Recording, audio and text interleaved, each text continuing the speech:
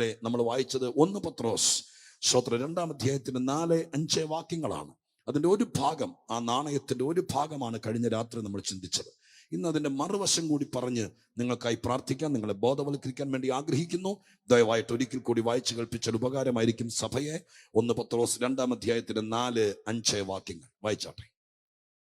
മനുഷ്യർ തള്ളിയതെങ്കിലും ദൈവസന്നിധിയിൽ ശ്രേഷ്ഠവും മാന്യവുമായ ജീവനുള്ള കല്ലായ അവന്റെ അടുക്കൽ വന്നിട്ട് നിങ്ങളും ജീവനുള്ള കല്ലുകൾ എന്ന പോലെ ആത്മീക ഗ്രഹമായി യേശുക്രിസ്തു മുഖാന്തരം ദൈവത്തിന് പ്രസാദമുള്ള ആത്മീക യാഗം കഴിപ്പാൻ തക്ക വിശുദ്ധ പുരോഹിത വർഗമാകേണ്ടതിന് പണിയപ്പെടുന്നു. അതിഗംഭീരമായിരിക്കുന്ന ഒരു ആത്മീക പ്രമേയം അപ്പോസ്തലന്മാരിൽ ഒന്നാമനായിരിക്കുന്ന പത്രോസ് തന്റെ പ്രൗഢമായിരിക്കുന്ന നിലവാരത്തിൽ ഒരു ലേഖനം എഴുതാൻ പരിശുദ്ധാത്മാവ് തൂലിക കൊടുത്തപ്പോൾ സ്തോത്രം, ആത്മീക ജീവിതത്തിന്റെ ആകെ തുക എന്താണെന്നുള്ളത് ഈ 2 വാക്യത്തിനകത്ത് വിവേചിച്ച് പഠിച്ചാൽ മനസ്സിലാകുന്ന രീതിയിൽ ദൈവാത്മാവ് എഴുതി വെച്ചു. സ്തോത്രം. ഞാൻ ഇന്നലെ രാത്രി ഈ വാക്യത്തിന്റെ ആമുഖം പറഞ്ഞപ്പോൾ ഓർപ്പിച്ചിരുന്നു. ഇതിനകത്ത് പ്രധാനമായും പറയപ്പെട്ടിരിക്കുന്ന 2-3 കാര്യങ്ങളാണ്. യേശുക്രിസ്തുവിന്റെ അടുക്കലേക്ക് ആരെങ്കിലും വന്നാൽ ആ വരുന്നവർക്കുണ്ടാകുന്ന അപാരമായ മാറ്റം. ഇന്നലെ രാത്രി നമ്മൾ ദൈവത്തിന്റെ അടുക്കലേക്ക് വരുന്നവർക്കുണ്ടാകുന്ന സിറ്റുവേഷൻ ചേഞ്ച്, അഥവാ അവരുടെ സാഹചര്യങ്ങളുടെ മാറ്റം, സ്തോത്രം, അവരുടെ ശാരീരിക നിലവാരത്തിന്റെ, അവരുടെ കുടുംബ പശ്ചാത്തലത്തിന്റെ ദൈവമുണ്ടെന്ന് തെളിയിക്കാൻ വേണ്ടി ദൈവം ചെയ്യുന്ന ചില സാക്ഷ്യങ്ങൾ, നമ്മുടെ ഭാഷയിൽ പറഞ്ഞാൽ അതായിരുന്നു കഴിഞ്ഞ രാത്രി നമ്മൾ ചിന്തിച്ചത്. ഇന്ന് രാത്രി ഈ വാക്യത്തിനകത്ത് പറയപ്പെട്ടിരിക്കുന്ന പ്രസക്തമായ ഭാഗം പറയുകയാണ്, ദൈവത്തിന്റെ അടുക്കലേക്ക് വരുമ്പോൾ സാഹചര്യങ്ങൾക്കല്ല വാസ്തവത്തിൽ മാറ്റം വരുന്നത്, വരാൻ പാടില്ലായകയില്ല. ഏറ്റവും പ്രധാനപ്പെട്ട ദൈവത്തിന്റെ ആത്മാവും ദൈവവും കൂടി ശ്രമിക്കുന്നത്, ആരെങ്കിലും ദൈവത്തിന്റെ അടുക്കലേക്ക് വന്നാൽ ആ മനുഷ്യനെ ദൈവം മാറ്റിയെടുക്കും. എത്ര പേർക്ക് നല്ല സ്തോത്രം പറയാൻ പറ്റും? അങ്ങനെ ഒരു മാറ്റം എത്ര പേർ ആഗ്രഹിക്കുന്നുണ്ട്? ഹല്ലേലൂയ. യേശുവിന്റെ അടുക്കലേക്ക് വന്നാൽ കടം മാറുമെന്നുള്ളത് സത്യമാണ്. ഞങ്ങളത് പ്രസംഗിക്കുന്നു, അംഗീകരിക്കുന്നു. ഞാൻ ഉൾപ്പെടെ അത് അനുഭവിച്ചിട്ടുണ്ട്. കടം കയറി മുടിഞ്ഞൊരു വീട്ടിൽ നിന്നാണ് ഭാഗ്യവശാൽ കർത്താവിനെ രക്ഷകനായി സ്വീകരിപ്പാൻ എൻ്റെ അപ്പൻ എൻ്റെ വീട്ടിൽ നിന്ന് ആദ്യം ഭാഗ്യം ലഭിച്ചത്. എന്തൊക്കെ ചെയ്താലും തകർച്ച മാത്രം ബാക്കിയുണ്ടായിരുന്ന ഒരു ഗതികെട്ട കുടുംബം എന്ന് വേണമെങ്കിൽ പറയാം. പക്ഷെ കർത്താവിൻ്റെ അടുക്കലേക്ക് വന്നപ്പോൾ ഒറ്റ ദിവസം കൊണ്ടല്ലെങ്കിലും സ്തോത്രം, പതുക്കെ കടമെല്ലാം ദൈവം മാറ്റിത്തന്നു. അതുകൊണ്ട് ഒരിക്കൽ പോലും നന്ദിയില്ലാത്ത ഹൃദയത്തോടെ ഒരു വേദിയിൽ നിന്നുകൊണ്ട് പറയാൻ കഴിയില്ല, എനിക്ക് യേശുവിൻ്റെ അടുക്കൽ വന്നാൽ ബുദ്ധിമുട്ട് മാറത്തില്ലെന്ന്. ഞങ്ങളുടെ ബുദ്ധിമുട്ട് മാറ്റിയത് ദൈവമാണ്, അത് സത്യമാണ്. യേശുവിന്റെ അടുക്കൽ വന്ന രോഗം മാറും, മുഴ മാറും എന്നൊക്കെ പറയുന്നത് സത്യമാണ്. ഹല്ലേലൂയ. എൻ്റെ അമ്മയുടെ ഉദരത്തിനകത്ത് ഭയാനകമായിരിക്കുന്ന ഇന്നേക്ക് ഏകദേശം 35 വർഷങ്ങൾക്ക് മുമ്പ് വൈദ്യശാസ്ത്രം ഇത്രയും വളരാത്ത, ഞങ്ങളുടെ ജീവിത സാഹചര്യത്തിനകത്ത് ഒരു വായുഗുളിക പോലും മേടിക്കാൻ കാശില്ലാത്ത കൂലിപ്പണിക്കാരനായിരിക്കുന്ന എൻ്റെ അപ്പൻ മരണത്തെ മുഖാമുഖം കണ്ട പല സന്ദർഭങ്ങളിലും ട്രീറ്റ്മെന്റിന് വിധേയപ്പെടാൻ നിവൃത്തിയില്ലാത്ത ഒറ്റപ്പെട്ട ജീവിതത്തിൽ ഭാരപ്പെട്ട് കഴിയുമ്പോൾ ഒരു കൊച്ചു സഭ ക്രമീകരിച്ചൊരു ഉപവാസ പ്രാർത്ഥനയിൽ ഞങ്ങളെ നിർബന്ധിച്ച് വിളിച്ചുകൊണ്ടുപോയി.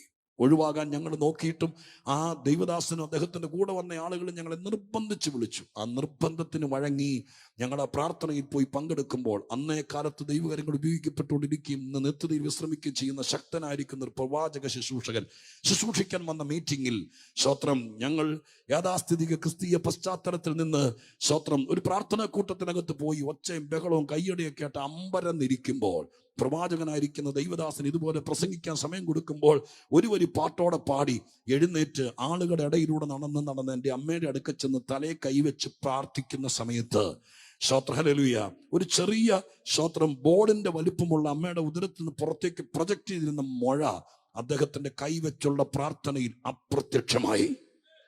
ഹല്ലേലൂയ. വേദപുസ്തകം മുമ്പിൽ വെച്ചുകൊണ്ട് പറയുന്നത്, അതുകൊണ്ട് കർത്താവ് മുഴ മാറ്റത്തില്ല, രോഗം സൗഖ്യമാക്കത്തില്ല എന്നൊക്കെ ഞാൻ പറഞ്ഞാൽ നന്ദികേടായി പോകും. അത് അനുഭവിച്ചൊരു കുടുംബത്തിൽ നിന്നാണ് ഞാൻ വരുന്നത്. ഇതൊക്കെ സത്യമാണ്. യേശുവിന്റെ അടുക്കൽ വന്ന രോഗം മാറും, യേശുവിന്റെ അടുക്കൽ വന്ന കടം മാറും, യേശുവിന്റെ അടുക്കൽ വന്ന മക്കളെ കിട്ടും, യേശുവിന്റെ അടുക്കൽ വന്ന സമൃദ്ധി കിട്ടും, യേശുവിന്റെ അടുക്കൽ വന്ന ഗതികേട് മാറും. നിങ്ങൾക്ക് ആർക്കെങ്കിലും ജീവിക്കാൻ നിവൃത്തിയില്ലാത്ത ബുദ്ധിമുട്ടാണെങ്കിൽ യേശുവിന്റെ അടുക്കൽ വന്ന മാറും എന്നുള്ളത് സത്യമാണ്. പക്ഷെ വേദപുസ്തകത്തിന്റെ ഏറ്റവും വലിയ പ്രമേയം അല്ല, അപ്പോസ്തലന്മാരിൽ ഒന്നാമനായിരിക്കുന്ന പത്രോസിനെ കൊണ്ട് പരിശുദ്ധാത്മാവ് എഴുതിപ്പിച്ചത്, യേശു ക്രൂശിൽ കയറിയത്, യേശു ചങ്കില് ചോര തന്നത് നമ്മുടെ സാഹചര്യങ്ങൾക്ക് മാറ്റം വരുത്താനല്ല, നമ്മളെ മാറ്റാനാണ്. അതുകൊണ്ട് ആ വാക്യത്തിനകത്ത് എഴുതിയിരിക്കുന്നത് ഇങ്ങനെയാണ്. ഞാൻ ഇന്നലെ പറഞ്ഞു, പത്രോസിന്റെ ലേഖനത്തിനകത്ത് യേശുക്രിസ്തുവിനെ 3 പ്രധാനപ്പെട്ട പദങ്ങളിലൂടെ പത്രോസ് പരിചയപ്പെടുത്തുകയാണ്. 400-ൽ പരം പ്രത്യേകമായിരിക്കുന്ന പദങ്ങൾ കൊണ്ട് ദൈവത്തെ പരിചയപ്പെടുത്തുന്ന ഒരു പുസ്തകമാണ് വിശുദ്ധ ബൈബിള്. 400-ൽ പരം പ്രത്യേക നാമങ്ങൾ കൊണ്ട് പിതാവും പുത്രനും പരിശുദ്ധാത്മാവുമായ ത്രിയേക ദൈവത്തെ ലോക ജനതയുടെ മുമ്പിൽ പരിചയപ്പെടുത്തുന്നുണ്ട് വിശുദ്ധ ബൈബിളിനകത്ത്. ദൈവത്തെ തന്നെ അത്യുന്നതൻ, ഉന്നതൻ, ഉയർന്നവൻ, ശാശ്വതവാസി, പരിശുദ്ധൻ, സ്തോത്രം എന്നിത്യാദി പേരുകൾ, സൈന്യങ്ങളുടെ യഹോവ എന്നൊക്കെ പറയുന്ന പേരുകൾ ദൈവത്തിന് വിളിക്കപ്പെട്ടിരിക്കുന്നു. നമ്മുടെ കർത്താവിനെ കർത്താവ്, മശിഹ, ഇമ്മാനുവേൽ, യേശു ക്രിസ്തു, സ്തോത്ര ക്രിസ്തു, അതുപോലെ വാതില്, വഴി, ജീവന്, പുനരുത്ഥാനം, ആമീൻ, ഇടയൻ, ശ്രേഷ്ഠ ഇടയൻ എന്നിത്യാദി എത്രയോ പേരുകളാണ് യേശുവിനുള്ളത്. പരിശുദ്ധാത്മാവിനോ ആശ്വാസപ്രദം തുടങ്ങിയ ഒട്ടനവധി സ്തോത്രം പേരുകൾ. ഇങ്ങനെ 400-ൽ പരം പേരുകൾ സ്തോത്രം ദൈവത്തിന് വിശുദ്ധ ബൈബിളിൽ പ്രതിപാദിക്കുന്നുണ്ട്. അനുഭവങ്ങളിൽ നിന്നാണ് പലരും ദൈവത്തെ വിളിച്ചത്. ദൈവം തന്നെ വെളിപ്പെടുത്തിയ പല പേരുകളുണ്ട്. എന്നാൽ ചിലര്, ഭക്തന്മാരായിരിക്കുന്ന ചിലര്, അവരുടെ അനുഭവത്തിൽ നിന്ന് ദൈവത്തെ വിളിച്ചു. വേദപുസ്തകം ഞാൻ വായിച്ചപ്പോൾ എനിക്ക് ഏറ്റവും അധികം തോന്നിയത് ദൈവത്തിന് പേരിട്ടതിൽ ഏറ്റവും മിടുക്കൻ ദാവീദാന്ന് തോന്നിപ്പോയി. കാരണം അദ്ദേഹം ദൈവത്തെ വിളിച്ച ഒരുപാട് പേരുണ്ട്. പരിച, പലക, സ്തോത്രം, പാറ. സ്നേഹം കൂടി നമ്മുടെ പ്രിയപ്പെട്ടവരെ അങ്ങനെയൊക്കെ പേരിട്ടാൽ എന്തായിരിക്കും സ്ഥിതി? അച്ചായനോട് സ്നേഹം കൂടിയിട്ട് ഇന്ന് രാത്രി ഒന്ന് പാറയെന്നെങ്ങാൻ വിളിച്ച സ്തോത്രം അകന്നു നിന്ന് വിളിച്ചോളണം. പക്ഷെ ദൈവത്തെ, ദൈവമായ കർത്താവിനെ ദാവീദ് വിളിച്ചു, അങ്ങന്റെ പാറയാണ് എന്ന് പറഞ്ഞപ്പോൾ ദൈവം മുഖം വീർപ്പിച്ചില്ല. കാരണം ദൈവം സർവജ്ഞാനിയാണ്. ദാവീദ് എന്തുകൊണ്ട് എന്നെ പാറയെന്ന് വിളിച്ചു എന്ന് ദൈവത്തിനറിയാം. ദാവീദ് ദൈവത്തെ വിളിച്ചു, എന്റെ പരിചയായ ദൈവമേ. പരിചയം എന്ന് വിളിച്ചപ്പോൾ ദൈവം പറഞ്ഞു, വിളിച്ചത് വിളിച്ചു, മേരാ വിളിക്കരുത് എന്ന് പറഞ്ഞു. ഇല്ല, സ്തോത്രം, അത് ദൈവം എഴുതി. സ്തോത്ര, ഹല്ലേലൂയ. നമ്മൾ സ്കൂളിൽ പഠിച്ച സമയത്ത് കണക്ക് സാറിന് പേരിട്ടതുപോലെ അല്ലെന്ന് ദാവീദ് ദൈവത്തിന് പേരിട്ടത്. കാരണം എന്താ? ദാവീദിന്റെ ജീവിതത്തിനകത്ത് പല ഘട്ടങ്ങളിൽ ഓർമ്മപ്പെടുത്താം 1-2 എണ്ണം. ഒന്ന്, ശൗലിനെ കുറിച്ച് എഴുതിയിരിക്കുന്നത് ഇങ്ങനെയാണ്: ഭൂതം കയറുമ്പോൾ തൻ്റെ കയ്യിലിരുന്ന നീണ്ട പിടിയുള്ള കുന്തം കൊണ്ട് ചുമരിനോട് ചേർത്ത് കുത്താൻ വേണ്ടി 1-ലധികം പ്രാവശ്യം ദാവീദിന് നേരെ ശൗല് കുന്തം ചാണ്ടിയതാണ്. ആ കൊട്ടാര ഭിത്തിയിൽ നോക്കിയാൽ 1-ലധികം പാടുകൾ കുന്തമൊന കൊണ്ട് സ്തോത്രം കുമ്മായം പൊളിഞ്ഞിരിക്കുന്നതൊന്ന്, കുമ്മായം ഉണ്ടെങ്കിൽ പൊളിഞ്ഞിരിക്കുന്നത് കാണാം ഒരു ചരിത്ര സാക്ഷിയായി. എന്താ കാരണം? ദാവീദിനെ കുന്തമൊനക്കകത്ത് കുത്തിക്കോർത്തെടുക്കാൻ വേണ്ടി നോക്കിയതാണ്. കളരിപ്പയറ്റുകാരനെ പോലെ മെയ്വഴക്കത്തോടെ മാറാൻ കഴിവുള്ളത് കൊണ്ടല്ല, പിന്നെയോ അവനെ ദൈവത്തിന് ആവശ്യമുള്ളത് കൊണ്ട് ദൈവം കുന്തത്തിന് മുമ്പിൽ പരിചയായി വന്നു.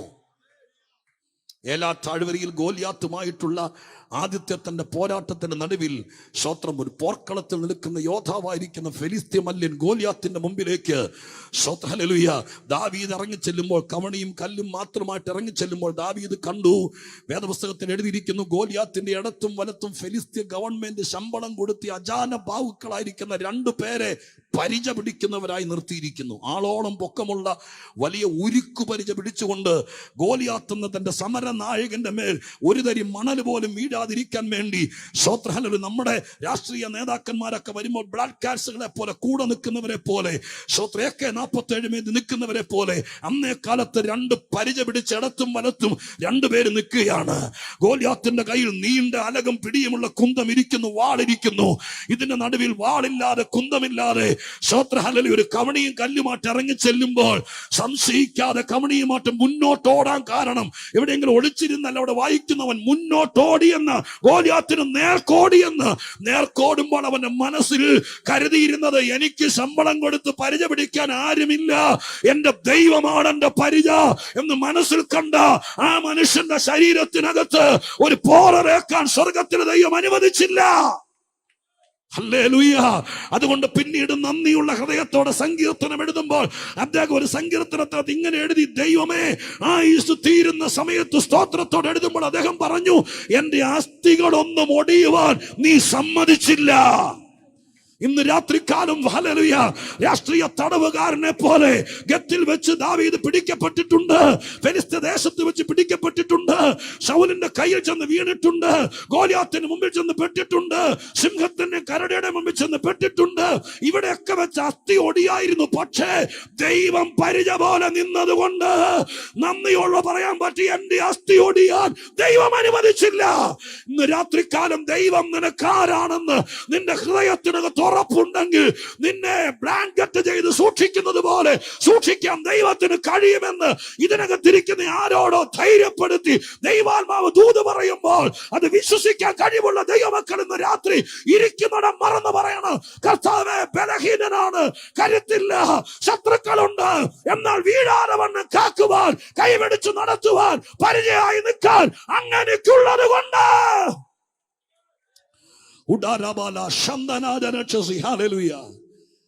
ദൈവത്തിന് ഒരുപാട് പേരുകൾ ഭക്തന്മാരിട്ടിട്ടുണ്ട്. പത്രോസ് തന്റെ ലേഖനത്തിനകത്ത് 3 പേരുകൾ കർത്താവിനെ വിളിക്കുന്നുണ്ട്. ഞാനൊന്ന് സൂചിപ്പിച്ചു തരാം, എന്നിട്ട് ഈ വാക്യത്തിൽ വന്ന് ദൗത്യം ഞാൻ നിങ്ങൾക്ക് വേണ്ടി പ്രാർത്ഥിച്ച് പൂർത്തീകരിക്കാം. ഈ വാക്യത്തിനകത്താണ് യേശുവിനെ വിളിച്ചിരിക്കുന്ന ആദ്യത്തെ പേര്.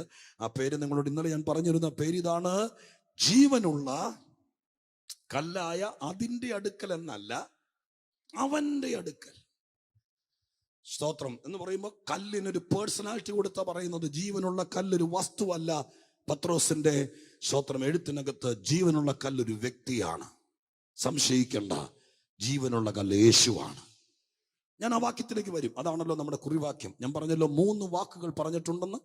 അടുത്ത വാക്ക് 25-ാം വാക്യത്തിലാണ്. 2-ാം അധ്യായത്തിന്റെ 25-ാം വാക്യത്തിൽ യേശുവിനെ പരിചയപ്പെടുത്തുന്ന അടുത്ത വാക്ക്: നിങ്ങൾ തെറ്റി ഉഴലുന്ന ആടുകളെ പോലെ ആയിരുന്നു, ഇപ്പോഴോ നിങ്ങളുടെ ആത്മാക്കളുടെ ഇടയിലും. അടുത്ത വാക്ക്: അധ്യക്ഷനുമായവങ്കിലേക്ക് മടങ്ങി വന്നിരിക്കുന്നു. അവിടെ ഒരു പദം കണ്ടോ? അധ്യക്ഷൻ. പണ്ട് നിങ്ങൾ തെറ്റി ഉഴലുന്ന ആടുകളെ പോലെയായിരുന്നു.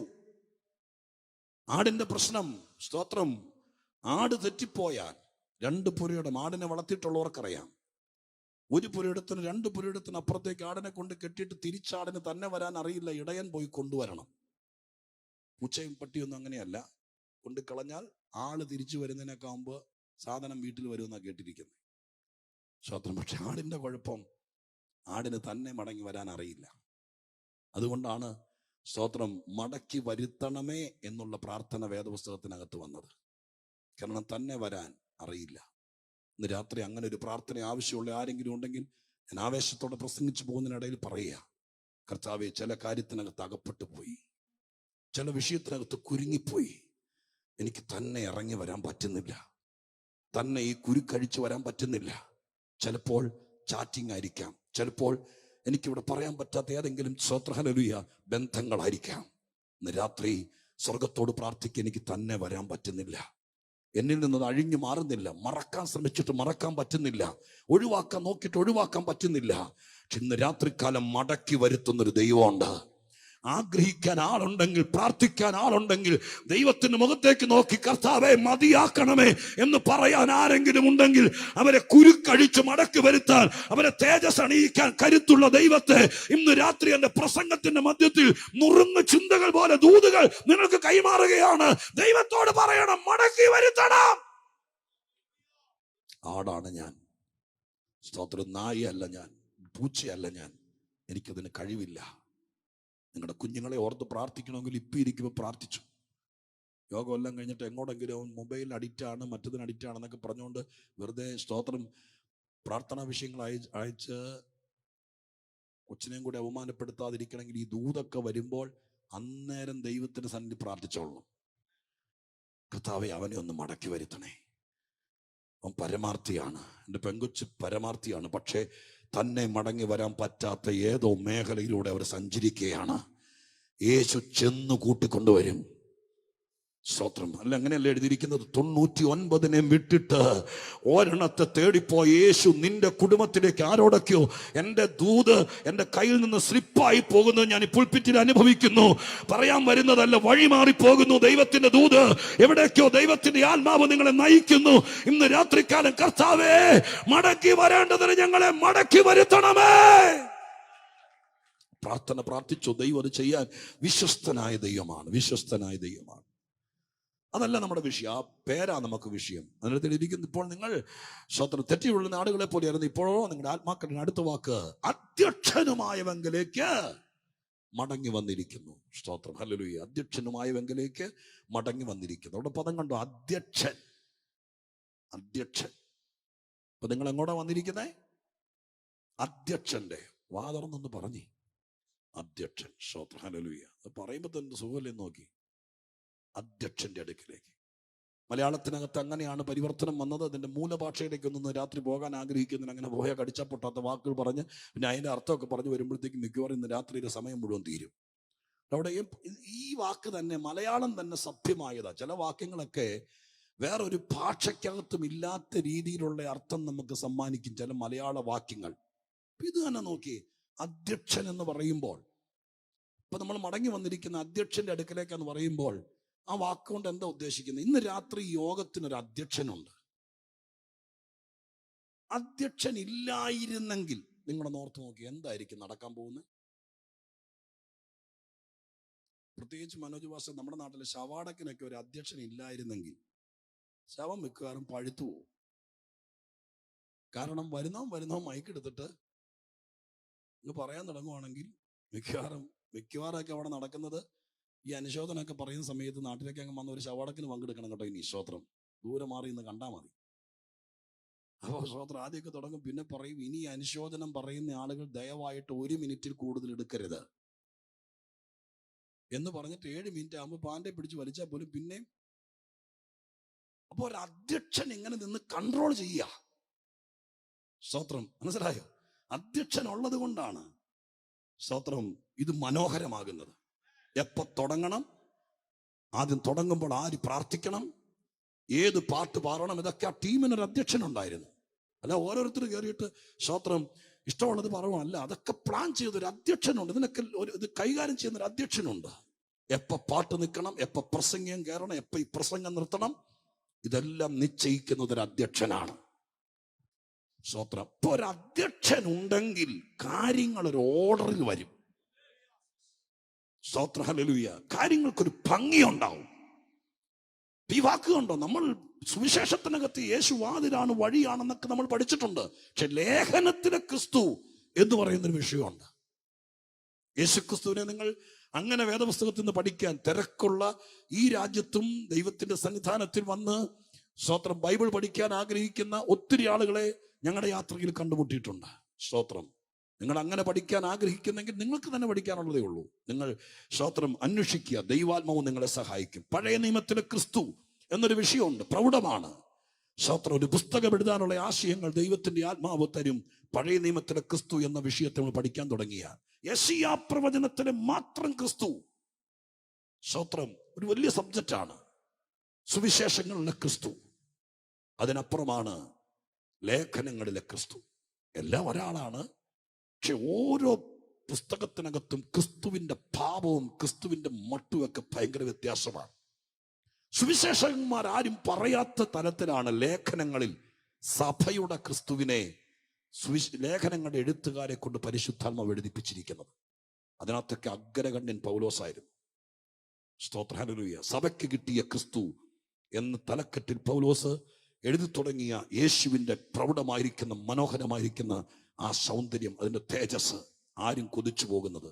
പറയാൻ അറിയാവുന്ന, പഠിപ്പിക്കാൻ അറിയാവുന്ന ഒരാൾ ലേഖനത്തിന് ക്രിസ്തുവിനെ പഠിപ്പിച്ചാൽ ഒരു 5-6 ക്ലാസ് കഴിയുമ്പോൾ ഏത് കഠിന ഹൃദയനും യേശുവിനെ സ്വന്തമാക്കിയിരിക്കും.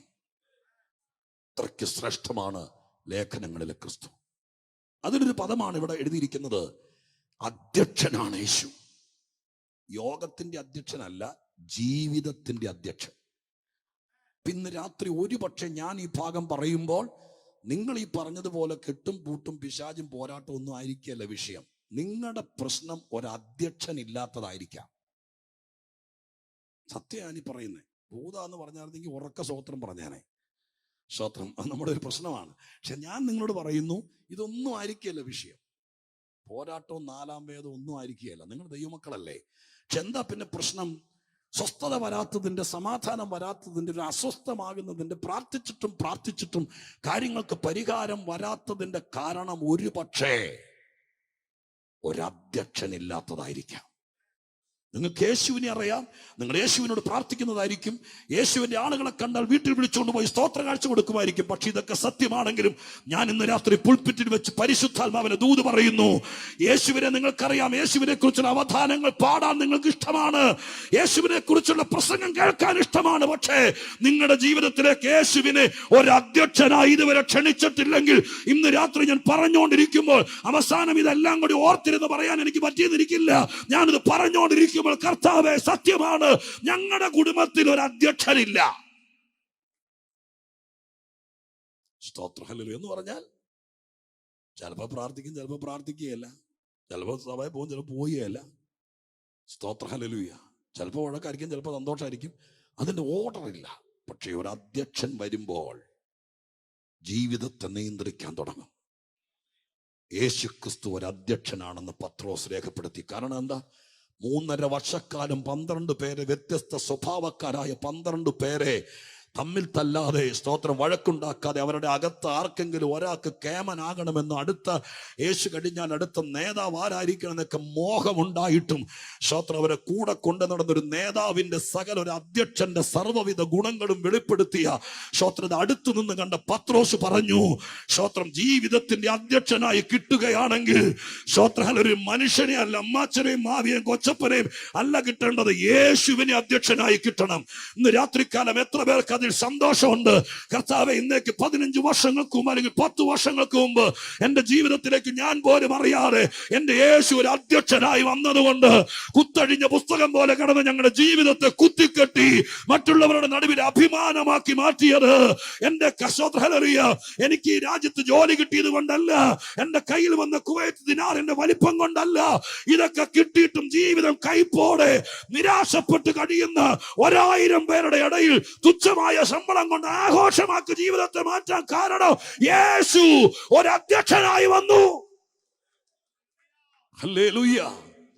എന്റെ പ്രിയപ്പെട്ട സഹോദരങ്ങളെ, സഹോദരിമാരെ, നിങ്ങൾ ഇന്ന് രാത്രിക്കാലം ഞാൻ ഈ പറയുന്ന കൂടെ പ്രാർത്ഥിക്കണം. കർത്താവേ, അങ്ങയെ ഞങ്ങൾക്ക് നന്നായിട്ട് അറിയാം. ഞങ്ങൾ ജനിച്ചത് ക്രിസ്തീയ കുടുംബത്തിലാണ്. എൻ്റെ വല്യപ്പച്ചൻ ഉപദേശിയായിരുന്നു, പറഞ്ഞു കേട്ടിട്ടുണ്ട്.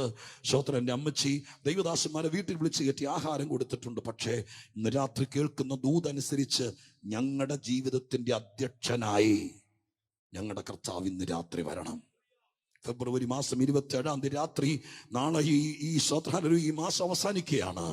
കർത്താവിന്റെ തിരുസന്നിധാനത്തിൽ ഇന്ന് രാത്രി നിങ്ങൾക്ക് യേശുവിനെ അധ്യക്ഷനായി കിട്ടിയാൽ അവൻ നിയന്ത്രിക്കും.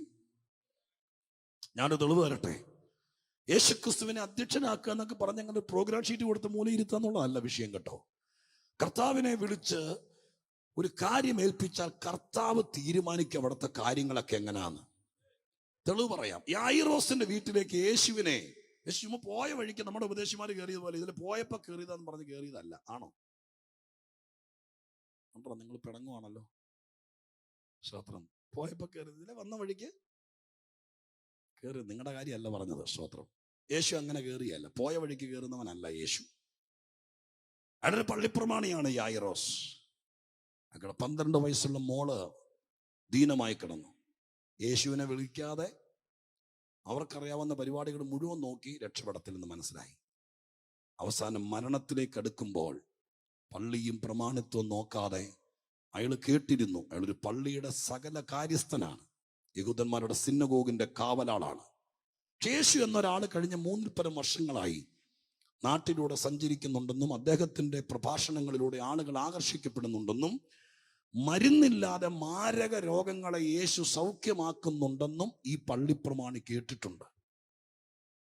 അതുകൊണ്ട് അദ്ദേഹത്തിന്റെ കുഞ്ഞിനൊരു കാര്യം വന്നപ്പോൾ നിബന്ധനകൾ നോക്കാതെ അദ്ദേഹം യേശുവിനെ തപ്പി ഇറങ്ങി.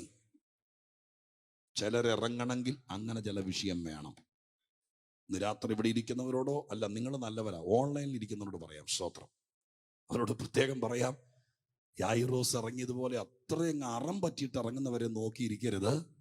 അതിനൊക്കെ മുമ്പ് വിളി വന്നാൽ ഇറങ്ങണം. ഹല്ലേലൂയ. കൊച്ച് വാസ്തവത്തിൽ സ്തോത്രം അന്ത്യശ്വാസം വലിക്കുക.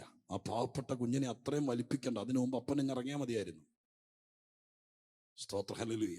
ശരിയല്ലേ ഞാൻ പറയുന്നേ? ഇത്രയും വേണ്ടായിരുന്നു. പൊന്നോമന കുഞ്ഞ് 12 വയസ്സുള്ള, എട്ടും പൊട്ടും തിരിയാത്ത. ചിലർ ചോദിക്കും, സ്തോത്രം, ഇങ്ങനെയൊക്കെ കാണിക്കുന്ന ദൈവമാണെന്ന്. ചിലരെ പിടിക്കണമെങ്കിൽ ഇങ്ങനെയൊക്കെ പിടിച്ചെങ്കിലേ പറ്റുള്ളൂ. ഇവിടെ ദൈവമല്ല ഉത്തരവാദി, അപ്പനാ ഉത്തരവാദി, അമ്മയെ ഉത്തരവാദി. ആ പഴിയും കൂടി ദൈവത്തിന് വെക്കരുത്. എവിടെ പിടിക്കണമെന്ന് ദൈവത്തിനറിയാം. അവസാനം ആരോടും ചോദിക്കാതെ, വീട്ടുകാരോട് പോലും ചോദിക്കാതെ അന്ത്യശ്വാസം വലിച്ചു കിടക്കുന്ന കുഞ്ഞിനെ, സ്തോത്രം, ആ സമയത്ത് ആരോടും പറയാതെ, പറഞ്ഞാൽ ചിലപ്പോൾ കാര്യം നടക്കുകയല്ല. യായിറോസ് യേശുവിനെ തപ്പിയിറങ്ങി. യായിറോസ്, സ്തോത്രം, ഇന്നത്തെ പോലെ നോട്ടീസില്ല, ലൊക്കേഷൻ മാപ്പില്ല, എവിടെ യോഗം നടക്കുന്നത്. ഇപ്പൊ ഇവിടെ യോഗത്തിന് വരാൻ വേണ്ടി, സ്തോത്രം, നമ്മളൊരു ഗൂഗിൾ മാപ്പ് ഇട്ട് കൊടുത്താൽ മതി, കൃത്യം ഇവിടെ കൊണ്ട് നിർത്തും. യേശു എവിടാന്ന് അറിയില്ല, എവിടാ യോഗം എന്നറിയില്ല. യേശുവിനെ കുറിച്ച്, സ്തോത്രം, വാൾ പോസ്റ്റ് ഇല്ല, നോട്ടീസ് ഇല്ല. പാവം മനുഷ്യൻ തപ്പി ചെന്ന് യേശുവിനെ കണ്ടെത്തി. യേശുവിനെ വിളിച്ചുകൊണ്ട് വരിക. കൈക്കൊണ്ടു എന്ന് എഴുതിയിരിക്കുന്നത് വേദപുസ്തകത്തിലെ ആത്മീകമായിട്ട് ഏറ്റവും പ്രധാനപ്പെട്ട ഒരു ഭാഷയാണ് യേശുവിനെ കൈക്കൊള്ളുക. യേശുവിനെ കൈക്കൊണ്ടുകൊണ്ട് വരിക. കൈക്കൊള്ളുക എന്നുള്ള വാക്കിന്റെ, ഇതിനൊക്കെ അർത്ഥമുള്ള വാക്കുകളാട്ടോ. മലയാളത്തിലെ കിടക്കുന്നെങ്കിൽ അർത്ഥമുള്ള വാക്കാണ്. കൈക്കൊള്ളുക എന്നുള്ള വാക്കിന്റെ മൂലഭാഷ എന്നുള്ള യഥാർത്ഥമായ അർത്ഥത്തിന്റെ ചെറിയ എക്സ്പ്ലനേഷൻ ഇങ്ങനെ ഞാൻ വായിച്ചിട്ടുള്ളത്. ആവശ്യബോധത്തോടെ, എനിക്ക് ആവശ്യമാണെന്നുള്ള ബോധ്യത്തോടെ, അറ്റ് എനി കോസ്റ്റ്, എന്ത് വന്നാലും ആവശ്യമാണെന്ന് തോന്നുമ്പോൾ അതിനെ നേടിയെടുക്കുന്നതിനാണ് കൈക്കൊള്ളുക എന്ന് പറയുന്നത്. മനസ്സിലായോ? സ്തോത്രം എന്ന് പറഞ്ഞാൽ യേശുക്രിസ്തുവിനെ എനിക്ക് ആവശ്യമാണ് എന്ന് നമുക്ക് ബോധ്യം വരണം. പുറകിൽ നിന്നുകൊണ്ട് കൈപൊക്കട എന്ന് പറയുന്നതല്ല. നമുക്ക് ബോധ്യം വരണം, യേശുവിനെ എനിക്ക് ആവശ്യമാണ്, എൻ്റെ ഈ സാഹചര്യത്തിൽ യേശുവിനെ ആവശ്യമാണ് എന്ന് ബോധ്യം വരുമ്പോൾ എന്ത് വില കൊടുത്തും, ആര് പിണങ്ങിയാലും ആരെതിർത്താലും, യേശുവിനെ കുറിച്ച് മനസ്സിലായി കഴിയുമ്പോൾ, ഈ യേശു എൻ്റെ കൂടെ ഉള്ളത് എനിക്ക് അനുഗ്രഹമാവെന്ന് ബോധ്യപ്പെടുമ്പോൾ, ജഡരക്തങ്ങളോട് ആലോചന ചോദിക്കാതെ എന്തു വന്നാലും നേരിട്ട് കൊണ്ട് യേശുവിനെ സ്വീകരിക്കുന്ന ഒരു മനസ്സ് വരുമ്പോൾ, അങ്ങനെ യേശുവിനെ വിളിക്കുമ്പോൾ അതിന് പറയുന്ന പേരാണ് യേശുവിനെ കൈക്കൊള്ളുക. അങ്ങനെ ഇന്ന് രാത്രി നിങ്ങളുടെ ജീവിതത്തിൽ സംഭവിച്ചിട്ടുണ്ടോ? സ്തോത്രം, ഹല്ലേലൂയ. അത് ഒരു പ്രാർത്ഥനയും പാട്ടുമുള്ളൊരു യോഗത്തിൽ വന്നിരുന്നപ്പോൾ അറിയാതെ അവിടെ ഇരുന്നു പോയതാണോ? അതെയോ ജീവിതത്തിന്റെ പ്രത്യേക സാഹചര്യത്തിൽ, ഈ ലോകത്തിൽ എനിക്ക് അപ്പനുണ്ട്, അമ്മയുണ്ട്, ചേട്ടനുണ്ട്, ആങ്ങളയുണ്ട്, ഭാര്യയുണ്ട്, ഭർത്താവുണ്ട്, സ്നേഹിതന്മാരുണ്ട്, എനിക്ക് ആവശ്യം വന്നാൽ വിളിച്ചാൽ ഓടി വരാൻ ആരുമുണ്ട്. ഞാൻ ഒറ്റപ്പെട്ടവനല്ല, സ്തോത്രം, തിരുത്തൽവാദിയുമല്ല. എല്ലാവരും ഉണ്ടെങ്കിലും ഇവരെക്കാളൊക്കെ വലുത് ഈ ലോകത്തിൽ എനിക്ക് യേശുവിനെ ആവശ്യമാണ്. അത് ഈ ലോകത്തിൽ ഒരു കാര്യം നടത്താൻ വേണ്ടി മാത്രമല്ല, വരാനിരിക്കുന്ന ലോകത്തിൽ അവനോടുകൂടി വാഴണമെങ്കിൽ ഇവിടെ വെച്ച് യേശുവിനെ കൈക്കൊണ്ടവനെ നാമത്തിൽ വിശ്വസിക്കണം. അങ്ങനെ കർത്താവിനെ എനിക്ക് ആവശ്യമാണെന്നൊരു ബോധ്യം വന്ന് യേശുവിനെ സ്വീകരിക്കുമ്പോഴാണ് യേശുവിനെ കൈക്കൊണ്ടു എന്ന് പറയുന്നത്. ഒന്ന് സ്തോത്രം പറഞ്ഞ കരമുയർത്തി. യായിറോസ് യേശുവിനെ കൈക്കൊണ്ടു, വീട്ടിലേക്ക് വരികയാണ്. ഞാൻ പറയുന്നത്, യേശുവിനെ അധ്യക്ഷനാക്കിയാൽ, യേശുവിനെ കർത്തൃത്വം ഏൽപ്പിച്ചാൽ, യേശുവിനെ കൈക്കൊണ്ടാൽ, പിന്നെ അധ്യക്ഷനാണ് കാര്യങ്ങൾ തീരുമാനിക്കുന്നത്. സ്തോത്രം. എന്നതുപോലെ യായിറോസ്, ചുരുക്കി പറയാം, വീട്ടിലേക്ക് വന്നു. സ്തോത്രം. വീട്ടിലേക്ക് വന്ന മാത്രയിൽ യേശു വീട്ടിലേക്ക് വന്നു കയറി. വീട്ടിലേക്ക് വന്നു കയറുന്ന സമയത്ത് 12 വയസ്സുള്ളൊരു കുഞ്ഞ് മരിച്ചു കിടക്കുന്നു. അതിനേക്കാൾ മുമ്പ്, വീട്ടിലേക്ക് എത്തുന്നതിനേക്കാൾ മുമ്പ് വീട്ടിൽ നിന്ന് ഒരാൾ വന്നിട്ട് പറഞ്ഞു, നിങ്ങൾക്ക് ഓർമ്മയുണ്ട്, സൺഡേ സ്കൂളിൽ പഠിച്ചിട്ടുള്ളതാണ്. ഒരാൾ വന്നിട്ട് പറഞ്ഞു, ഗുരുവിനെ അസഹ്യപ്പെടുത്തണ്ട, ബാല മരിച്ചുപോയി. 12 വയസ്സുള്ളൊരു കുഞ്ഞ് മരിച്ചു എന്ന് റോട്ടിൽ വെച്ച് വാർത്ത കേൾക്കുന്ന ഒരു അപ്പന്റെ മനസ്ഥിതി നിങ്ങൾക്ക് മനസ്സിലാക്കാൻ പറ്റൂ? സ്തോത്രം. 12 വയസ്സുള്ളൊരു കുഞ്ഞ് മരിച്ചുപോയി എന്ന് വഴിക്ക് ഇങ്ങനെ യാത്രയിൽ പറയുമ്പോൾ മനസ്ഥിതി ഓർത്ത് നോക്കി. യായിറോസ് നടുങ്ങിപ്പോയി. യേശുവിനെ കയ്യിൽ കിട്ടിയിട്ടും പ്രയോജനപ്പെടാതെ പോയല്ലോ എന്നോർത്ത് നടുങ്ങി നിൽക്കുമ്പോൾ, മറക്കരുത്, യേശുവിനെ ചുമ്മാ പോവുകയാണെങ്കിൽ വീട്ടിൽ കയറിയിട്ട് പോകാൻ പറഞ്ഞ് വിളിച്ചതല്ല, ആവശ്യബോധത്തോടെ വിളിച്ചതാണ്. അതിനാ കൈക്കൊള്ളൽ എന്ന് പറഞ്ഞത്. അതിന് പള്ളിക്കാർ പിണങ്ങിയാലും ആര് പിണങ്ങിയാലും, ഞാൻ പള്ളി പ്രമാണിയാണെങ്കിലും ഏത് പ്രമാണത്തെ ഊരി വെക്കേണ്ടി വന്നാലും എനിക്ക് യേശുവിനെ ആവശ്യമാണെന്ന് പറഞ്ഞ് വിളിച്ചതാണ്. അങ്ങനെ വിളിച്ചാൽ യേശു അതിന്റെ അധ്യക്ഷനായി, യേശു അതിന്റെ കർത്തൃത്വം ഏറ്റെടുത്തു. വന്ന പള്ളി പറഞ്ഞത് യേശുവിനെ വിട്ടേക്കാനാ പറഞ്ഞത്, ഗുരുവിനെ അസഹ്യപ്പെടുത്തുന്ന പൊക്കോട്ടെ. പക്ഷേ യേശു കാര്യം ഏറ്റെടുത്താൽ യേശു ആ തീരുമാനിക്കേണ്ടത് പോണോ വരണോ എന്ന്. വീട്ടുകാർ പറയുന്ന കേട്ട് പോകേണ്ടവനല്ല വീട്ടുകാരൻ കൈക്കൊണ്ട യേശു. മനസ്സിലായ ആ വാക്ക്? ഞാൻ പറഞ്ഞ് ശ്രദ്ധിച്ചു കേട്ടോ. വീട്ടുകാരും പൗരസമിതിക്കാരും പറയുന്നത് കേട്ട് തിരിച്ചു പോകത്തില്ല യേശു. കാരണം ഗ്രഹനാഥൻ യേശുവിനെ കൈക്കൊണ്ടിരിക്കുക. അയാൾ അവിടെ ഒരു വാക്ക് എഴുതിയിട്ടുണ്ട്, യേശു ആ വാക്ക് കാര്യമാക്കാതെ. എന്ന് പറഞ്ഞ അർത്ഥം എന്താ? അത് കാര്യമാക്കിയില്ല. അവൻ അങ്ങനെയൊക്കെ പറയും, അത് കാര്യമാക്കിയില്ല. നമ്മുടെ പ്രശ്നം, നമ്മൾ ആരോ പറഞ്ഞ വാക്കെല്ലാം കാര്യമാക്കി. അതുകൊണ്ട് നമുക്കിപ്പോ സ്തോത്രം പറയാൻ പോലും പറ്റുന്നില്ല. നിങ്ങളോട് ഞാൻ പറയാം, കർത്താവിനെ കൈക്കൊണ്ട പിന്നെ അവര് വീരും പറയുന്നതൊന്നും കാര്യമാക്കരുത്. ഇന്ന് രാത്രി സ്വർഗം പറയുന്നു, ചില കാര്യങ്ങൾ നീ കാര്യമാക്കിപ്പോയി, അതിന്ന് രാത്രി വെട്ടിക്കളാ. ഹല്ലേലൂയ. എത്രയോ പേര് കയ്യെത്താവുന്ന ദൂരത്ത് കർത്താവിനെ കിട്ടിയിട്ടും ആരോ ചോദിച്ചു, നിനക്കൊരാവശ്യം വന്നാൽ ആരുണ്ട്? ആ വാക്ക് അവർ കാര്യമാക്കി എടുത്തു. ഇന്നും വരമ്പേ തന്നെ നിൽക്കുക. ശരിയല്ലേ? ഹല്ലേലൂയ. നിന്റെ കുഞ്ഞിന്റെ കല്യാണമൊക്കെ നടക്കുമ്പോൾ ആര് വരും? ആ വാക്ക് കാര്യമാക്കി എടുത്തു. കൊച്ചിന്റെ കല്യാണം നടന്നില്ല, അപ്പോൾ സ്വർഗത്തിലും പോയില്ല. സ്തോത്രം. എന്റെ കൂടെ വരുവാണെങ്കിൽ ആളെ കാണിച്ചു തരാം. സ്തോത്രം. സെൽഫി ഒന്നും എടുത്തിടരുത് ഫേസ്ബുക്കിൽ, കാരണം അപമാനിച്ചെന്ന് പറയുവര്. സ്തോത്രം. ചത്താൽ അവിടെ കുഴിച്ചിടും, അത് വലിയ കാര്യമാക്കി എടുത്തു. ഇതുവരെ ചത്തിട്ടുമില്ല. സ്തോത്രം. പോക്ക് നടക്കുക. അപ്പൊ ചില കാര്യങ്ങൾ ആരോ വന്ന് പറഞ്ഞ കാര്യങ്ങൾ കാര്യമാക്കരുത്. കാരണം നീ യേശുവിനെ സ്വന്തമാക്കിയിരിക്കുകയാണ്. ഇനി പിശാച് പറഞ്ഞതോ, വൈദ്യര് പറഞ്ഞതോ, മനുഷ്യൻ പറഞ്ഞതോ, നാട്ടുകാർ പറഞ്ഞതോ, നിന്റെ മേലൊരു അഭിഷേകമുണ്ട്, നിന്റെ മേലൊരു വിളിയുണ്ട്, നിന്നോട് യേശു പറഞ്ഞിട്ടുണ്ട്, ഞാൻ നിന്റെ ദൈവമാണെന്ന്, ഞാൻ നിന്നെ ഒരു നാളും കൈവിടുകയില്ലെന്ന്, ഞാൻ നിന്റെ തലമുറയെ മാനിക്കുമെന്ന്, ഞാൻ നീ ആരാന്ന് തെളിയിക്കുമെന്ന് യേശു പറഞ്ഞിട്ടുണ്ടെങ്കിൽ അത് കാര്യമാക്കിയെടുക്ക. ആരാണ്ടും പറഞ്ഞു നിന്നെ 3 മാസം മുറ്റിക്കത്തില്ല, നിന്നെ ഞാൻ അനുഭവിപ്പിക്കത്തില്ല എന്ന് പറഞ്ഞു നമ്മൾ കാര്യമാക്കിയെടുത്തു. സ്തോത്രം. ഹല്ലേലൂയ. അല്ലെങ്കിൽ നിങ്ങളത് അങ്ങനെ അല്ലേന്ന് അറിയാൻ വേണ്ടി നിങ്ങൾക്കൊരു ടെസ്റ്റ് തരാം. യേശു പറഞ്ഞതിന് വേണ്ടിയിട്ടാണോ നമ്മൾ കൂടുതൽ ഉപവസിച്ചത്, അതെയോ വേറെ ആരാണ്ടും പറഞ്ഞതിന് വേണ്ടിയിട്ടാണ്? അതൊക്കെ പറഞ്ഞാൽ മതി. സ്തോത്രം. മനസ്സിലായോ? യേശു എന്നോട് പറയുക, ഷാജി ഞാൻ നിന്നെ 5 ഭൂഖണ്ഡങ്ങൾ ഉപയോഗിക്കുന്നു പറയുമ്പോൾ ഞാൻ സ്തോത്രമൊക്കെ പറഞ്ഞ് കുടുങ്ങി പോലും. അതിനു വേണ്ടി ഞാൻ 3 ദിവസം പോലും ഉപവാസം എടുത്തില്ല. പക്ഷെ വഴിയെ പോയ ആരോ പറഞ്ഞു, ഷാജി നിന്റെ ശുശ്രൂഷക്കെതിരെ പോരാട്ടമുണ്ട്. അപ്പൊ ഞാൻ 7 ദിവസം ഉപവാസം എടുത്തു. അപ്പൊ ആരോ പറഞ്ഞതിനാണ് നമ്മൾ വില കൊടുക്കുന്നത്. യേശു പറഞ്ഞതിന് നമ്മൾ പ്രാർത്ഥിക്കുന്നുണ്ടോലും അറിയാം. ഇന്ന് തിരുത്തണം ഈ രാത്രി. യേശു അത് കാര്യമാക്കിയില്ല.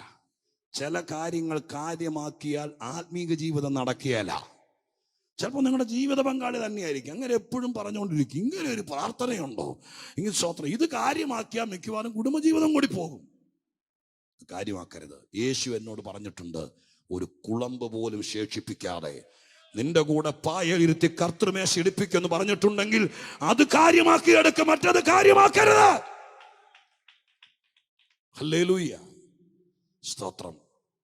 പറയാൻ വന്ന പ്രസക്തമായ ഭാഗം, യേശു വീട്ടിലേക്ക് ഇല്ല ആദ്യമായിട്ട്. അതിനു മുമ്പ് അവിടെയുള്ള ആളും യേശുവിനെ അധികം പരിചയമില്ല. യേശു ആ വീട്ടിലെ ആരുമല്ല.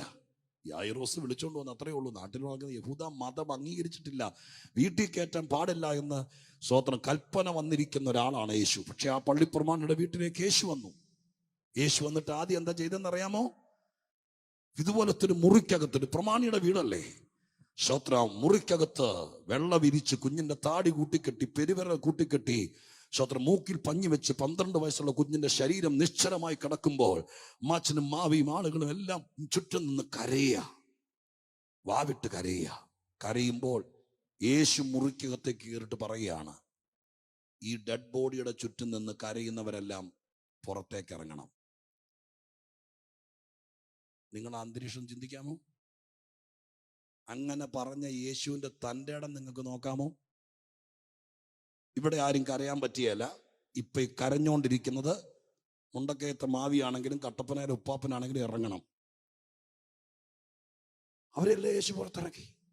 എന്നിട്ട് യേശു പറഞ്ഞു, കുഞ്ഞിന്റെ അപ്പനും അമ്മയും എൻ്റെ കൂടെ വന്നിരിക്കുന്നതിൽ പത്രോസും യോഹന്നാനും യാക്കോവും മാത്രം അകത്ത് വരിക.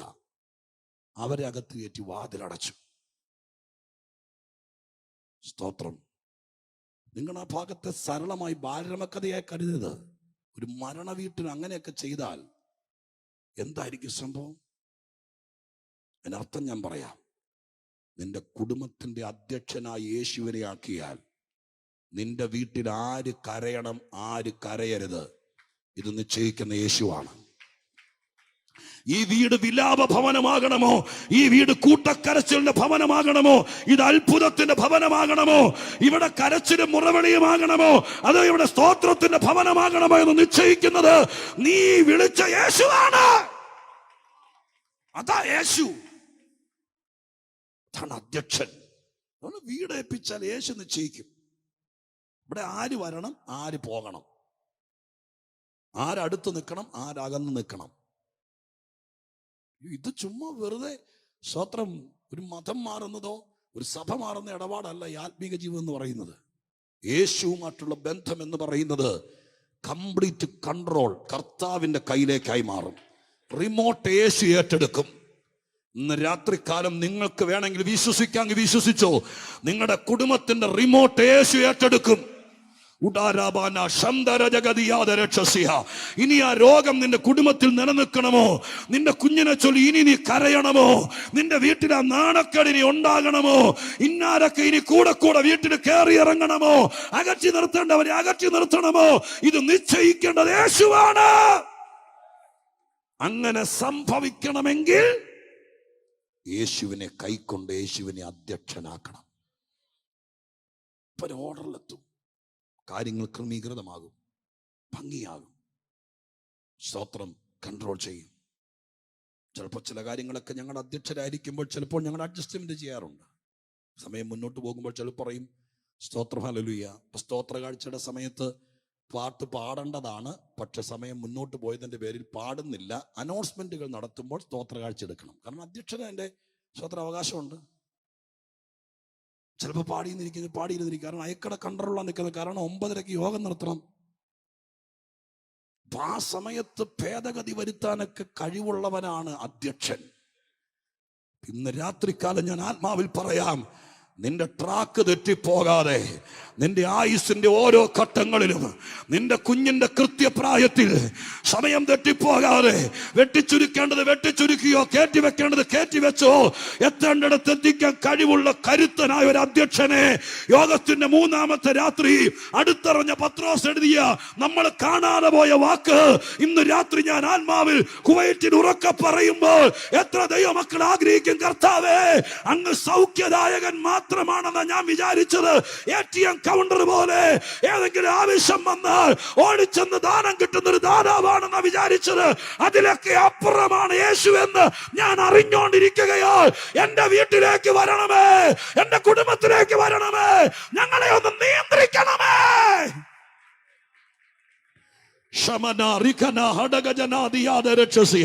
പരിശുദ്ധാത്മാവിൽ പ്രാർത്ഥിക്ക്. നീ 1000 ദൂത് കേട്ടവളായിരിക്കും, നിന്റെ കാര്യങ്ങൾ നടക്കാതിരിക്കുക, നിന്റെ പ്രായം കവിഞ്ഞിരിക്കുക. യേശുവിനോട് പറ, കർത്താവേ നീ എന്റെ അധ്യക്ഷനാക്, കൃത്യസമയത്ത് കാര്യങ്ങൾ നടത്താൻ. ഈ വ്യാഖ്യാനങ്ങളെല്ലാം ഞാൻ വീട്ടിൽ നിന്ന് കൊണ്ടുവന്നതല്ല. ഈ പുൽപ്പിറ്റ് നിൽക്കുമ്പോൾ ഇവിടെ ഇരിക്കുന്ന ആർക്കൊക്കെ ദൂത് പറയുകയാണ്, നിന്റെ കൃത്യസമയത്ത് കാര്യങ്ങൾ നടക്കണം. ആളുകൾ നിന്നെ നോക്കി മൂക്കത്ത് വിരൽ വെക്കരുത്. അവൻ അധ്യക്ഷനായാൽ ആ സമയങ്ങളിൽ കാര്യങ്ങൾ നടക്കൂ, കവിഞ്ഞു പോകാൻ അനുവദിക്കത്തില്ല. തക്ക സമയത്ത് കാര്യങ്ങൾ നടക്കൂ. അതിന് ദൈവം വിശ്വസ്തനായ ദൈവമാണ്. ആ ദൈവത്തെ ഇന്ന് രാത്രികാലം യേശുവേ എന്ന് വിളിച്ചിട്ട് അധ്യക്ഷനായി സ്വീകരിക്കുക. അവന്റെ കൺട്രോളിൽ ജീവിതം കൊണ്ടുപോ. ദൈവം വിശ്വസ്തൻ. പത്രോസ് രേഖപ്പെടുത്തി 2-ാമത്തെ പദം അധ്യക്ഷൻ. 3-ാമത്തെ പദം 5-ാം അധ്യായത്തിന്റെ 4-ാമത്തെ വാക്യത്തിനകത്തുണ്ട്. ആ വാക്യം ഇങ്ങനെയാണ്.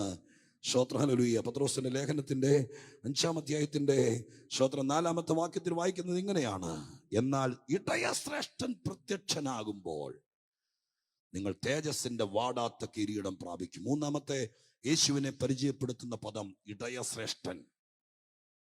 ഇടയന്മാർ പലരും ഇവിടെയുണ്ട്, ഇടയശ്രേഷ്ഠൻ ഇവിടെയില്ല.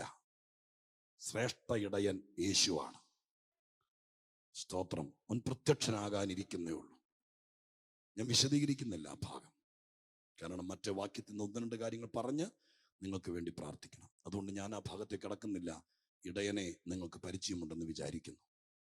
ഒരു ഇടയനുണ്ടെങ്കിലുള്ള ഗുണങ്ങൾ എത്രയാണെന്നുള്ളത് വേദപുസ്തകം സാക്ഷീകരിക്കുന്നു. യേശുക്രിസ്തു ലോകത്തിൽ വന്നപ്പോൾ യഹൂദന്മാരുടെ അപജയത്തെക്കുറിച്ച് യേശു പറഞ്ഞത്, അവർ ഇടയനില്ലാത്ത ആടുകളെ പോലെ ചിന്നിയും ചെതറിയും ഇരിക്കുന്നു.